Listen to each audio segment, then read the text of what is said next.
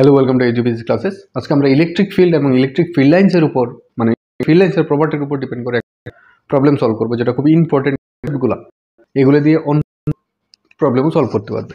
তো এখানে কি বলেছে যে এটা একটা মেটালিক স্ফিয়ার, চারটা ফিল্ড লাইন্স দিয়েছে, বলেছে এই চারটা ফিল্ড লাইন্সের মধ্যে কোন ফিল্ড লাইন্সটা কারেক্ট। তো এখানে যদি এটা সলভ করতে হয় তাহলে আমাদের প্রথমত কি দরকার, আমাদের ইলেকট্রিক ফিল্ড লাইন্সের প্রপার্টি করতে হবে। এখানে যে প্রপার্টিগুলি কাজে লাগবে শুধু এই প্রপার্টিগুলি লিখছি। দেখো আমরা কি জানি, ইলেকট্রিক ফিল্ড ইনসাইড এ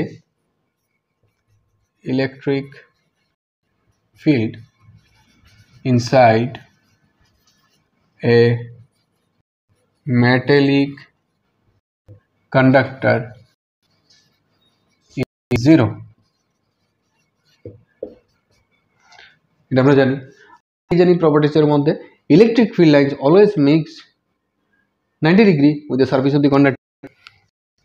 তার মানে ইলেকট্রিক ফিল্ড লাইন্স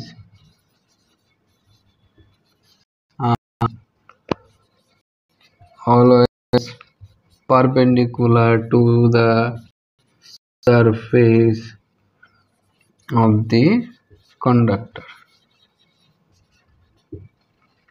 ঠিক আছে, ইলেকট্রিক ফিল্ড লাইন্স কন্ডাক্টরের সারফেসের সাথে সবসময় পারপেন্ডিকুলার।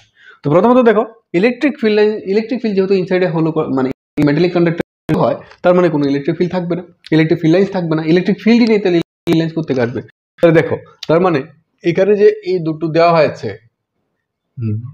2 নাম্বার এবং 3 নাম্বার, তাদের মধ্যে এ দুটো হবে না, কারণ ইলেকট্রিক ফিল্ড ইনসাইডে মেটালিক কন্ডাক্টর নাই, জিরো। তারপরে কি, এখানে দেখো ভিতরে ইলেকট্রিক ফিল্ড লাইন্স নেই, তার মানে 1 আর 4 এর মধ্যে একটা হতে পারে। এটা হচ্ছে 1 নম্বর প্রপার্টি ধরে। 2 নম্বর প্রপার্টি যদি আমরা চিন্তা করি, ইলেকট্রিক ফিল্ড লাইন্স আর always perpendicular to the surface of the conductor. যদি এইটা কনসিডার করি তাহলে দেখো এটা হবে না, কারণ এটা perpendicular to the surface of the conductor না।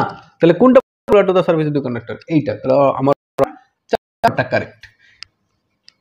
এই দুটো মানে প্রপার্টি যদি চিন্তা করি তাহলে দেখবে 4 নাম্বারটা কারেক্ট হবে। ইলেকট্রিক আর always perpendicular to the surface of the conductor, ঠিক আছে, মেনেছে। তারপর ইলেকট্রিক ফিল্ড লাইন ইনসাইডে মেটালিক কন্ডাক্টর ইজ জিরো, তার মানে ইনসাইডে মেটালিক কন্ডাক্টর, এইটার জন্য এটা কিন্তু ভিতরে আর নেই না, এখানে ব্রেক হয়ে গেছে। দেখো আবার এখান থেকে স্টার্ট হয়েছে, তার মানে ইলেকট্রিক ফিল্ড ইনসাইডে মেটালিক কন্ডাক্টর জিরো, এটাও মেনেছে। ইলেকট্রিক ফিল্ড লাইন আর perpendicular to the surface of the conductor, এটা কিন্তু। আচ্ছা, তো এখানে এই কনসেপ্ট মাথায় রাখলে কিন্তু আমাদের যে কোনো ধরনের প্রবলেম আসলে আমরা সলভ করতে পারবো। অর্থাৎ মেইনলি কি দরকার, ফিজিক্সে কনসেপ্ট দরকার।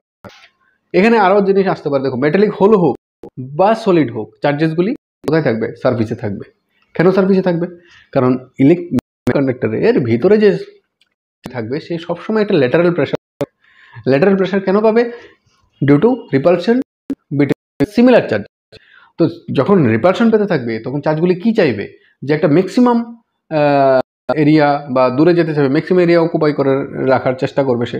তো ম্যাক্সিমাম এরিয়া কন্ডাক্টরের একদম তার আপসটা, ঠিক আছে। তার জন্য কি হয়, সব চার্জ কোথায় গিয়ে মানে এক সারফেসে চলে যায় ল্যাটারাল প্রেসারের জন্য, এবং গিয়ে সবাই স্টেবল ইকুইলিব্রিয়াম কন্ডিশনে যায়, ঠিক আছে। তো এই ছোট কনসেপ্টগুলি মাথায় রাখলে আমরা অনেক প্রবলেম সলভ করে নিতে পারবো। মেইনলি মনে রাখবে ফিজিক্সের কনসেপ্ট, অ্যান্সার নিজে করতে পারবে, কিন্তু মেইনলি কনসেপ্টটা জানা দরকার। Thank you. আমরা আরও এরকম প্রবলেমগুলি সলভ করার চেষ্টা করব।